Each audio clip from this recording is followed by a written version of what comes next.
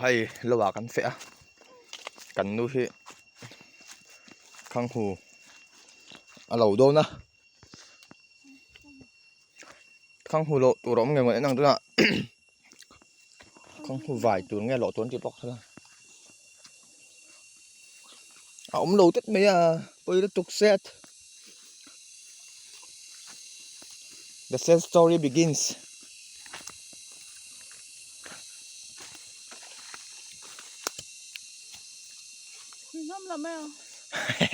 Ít bé bắt đầu mà về cái nó phải đi ra khi nó tắm tục khi nó mặc bỏ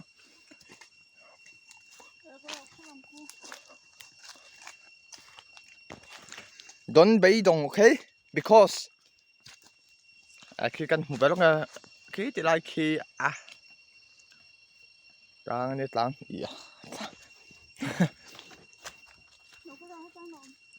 where there hay khanghu cắn vài đô nó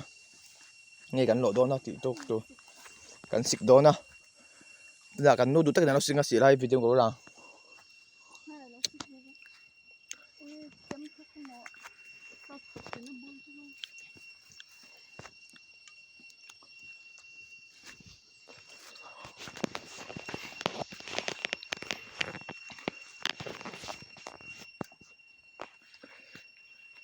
the knee is very sano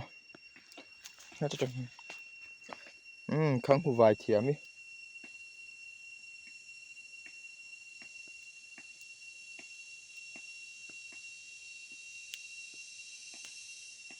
cái vài về bằng ta cứ lộ về bằng vài cái tiệm rem pun kedel jam hati lắm nè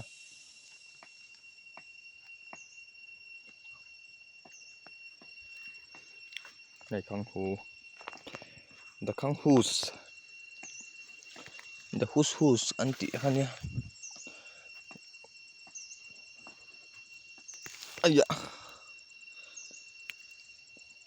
apa giấy lâu vậy thì chân tiếng cả đám mi thiang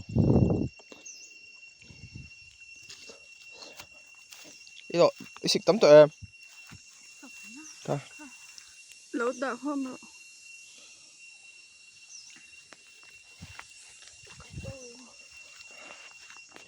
cần nó thì mình tỉ má nha mo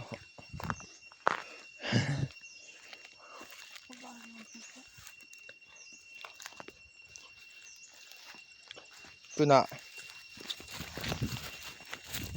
ai dạ